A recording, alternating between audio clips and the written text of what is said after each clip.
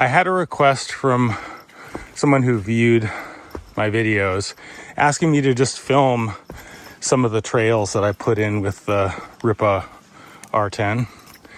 And so this trail that I'm walking on right now is a trail that I put in, I think about 6 months ago.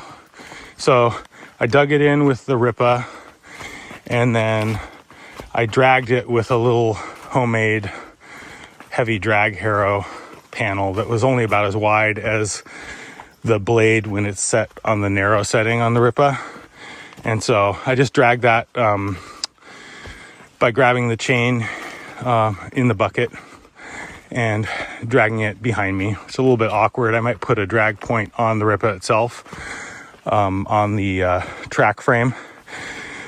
But you can get an idea of what these trails look like. It's fall, so the leaves have fallen, and the surface comes out really quite nice. Here's a little more of the trail, just to give you a sense. I'll try to walk faster so you get a sense of the flow of the trails. But for my purposes, for making horse trails or for making mountain biking trails or just walking trails, the Ripa R10 seems like a really good choice because it's so small. We're coming to a point where, it's funny. So up ahead there are these two trees that are kind of close together, and there's roots right down there. And, with a machine as small as the Rippa, it can fit through there. It can be a little bit of a trick going over a root like that, without ripping it out, which I didn't want to do. But, it works really well for this sort of thing.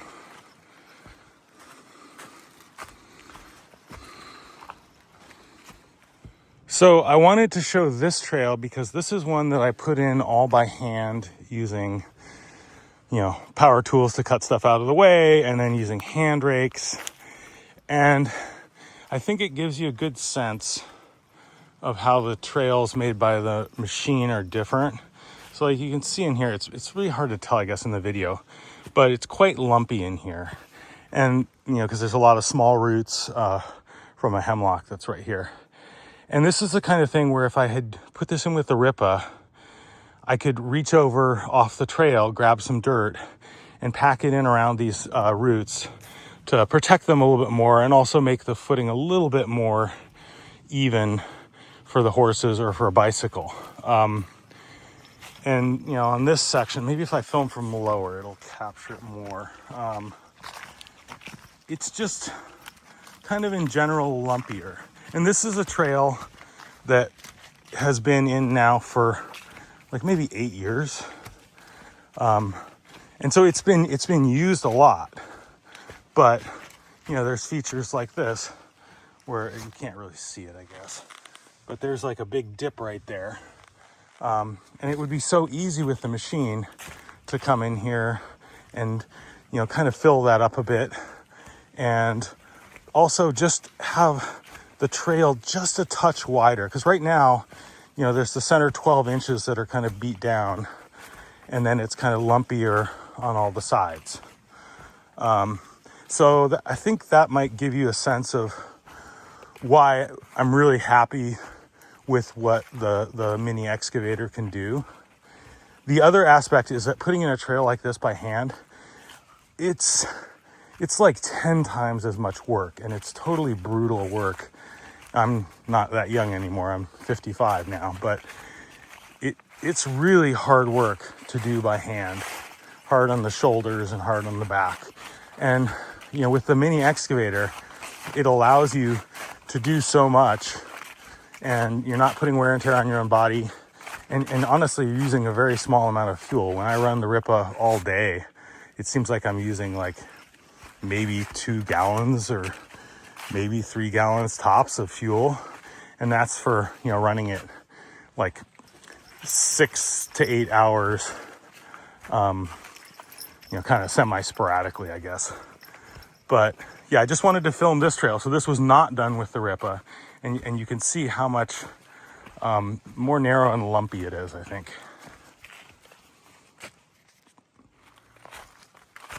Here's more trail put in with the R10, just to give you a sense. And this is one where I didn't get around to back dragging it with that little heavy drag harrow that I made. So it's a little bit more lumpy. And here we cross one of our forest roads, but you can see the trail up ahead and what it looks like. And this is the trail that I think I put in maybe 4 months ago. And the surface of the trail hasn't totally packed down right now. It's kind of lumpy because we had quite a few horses going over this trail in the early fall when it was kind of wet. But it really gives you a sense of what you can accomplish. And putting in a trail like this, I could probably do 50 feet or more an hour, probably somewhere. It depends how thick the growth is and, you know, what you run into. Like we're about to run into a spot up ahead where there was a lot of large woody debris that needed to be moved out of the way. And obviously that took a long time. Like I had to move this stump, part of it, out of the way.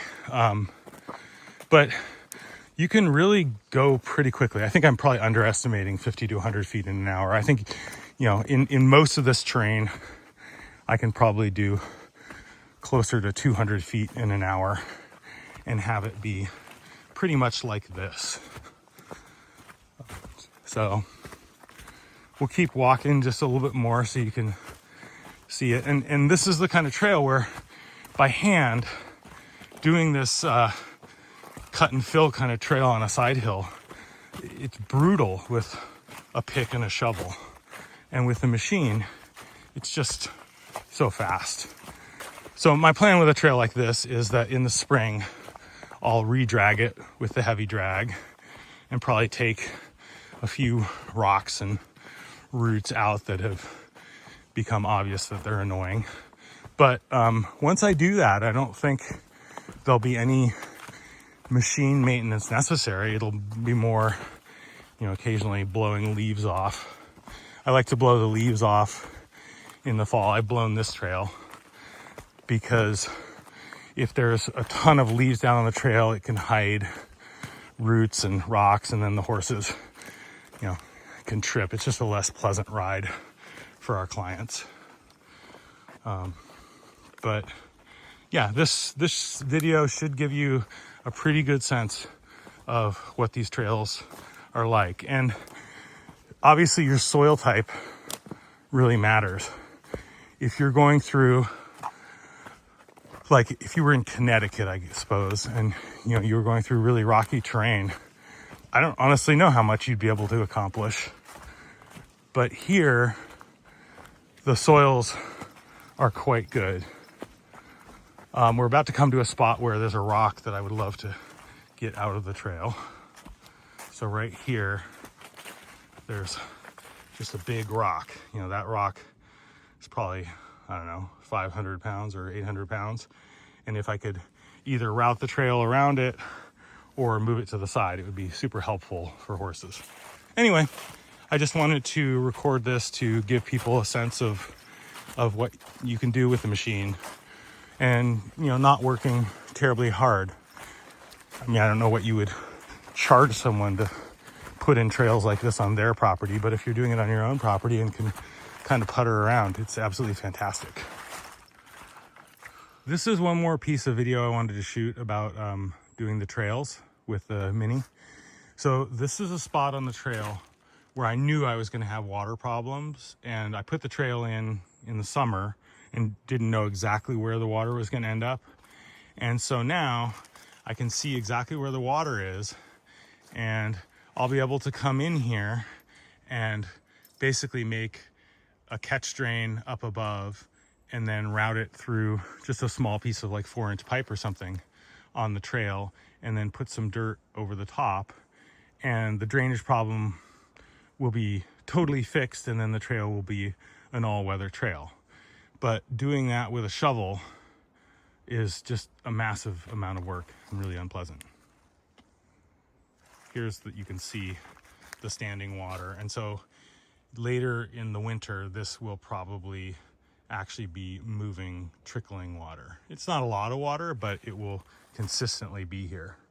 And so, it's the kind of thing with the machine, super easy to fix. This is a piece of trail that I put in with the Ripa R10 in more difficult terrain. So I don't know if you can get a sense for how steep this hillside is, but the phone's level right now. So, it's reasonably steep, and this trail's not done because I got into really hard glacial till, but you can kind of see here what it looks like. And I'd say this trail is maybe a maximum of 5 feet wide tops, but like I wouldn't want any horses over on that last 1.5 feet near the edge, because that's kind of fill. And obviously there's a trail where I haven't blown any of the leaves off, but it's not done. We're just about to get to where the glacial till is, and I can show you where the hard digging is. So this material here, it doesn't look hard, but it's really hard. And I got into terrain that was really pretty steep, and up here you can see where I stopped for the season because it's getting way too wet and I don't want to make a mess. And in fact, since I was digging here, that whole lump over there slumped off and took out this big chunk of the trail, which actually is going to be a problem.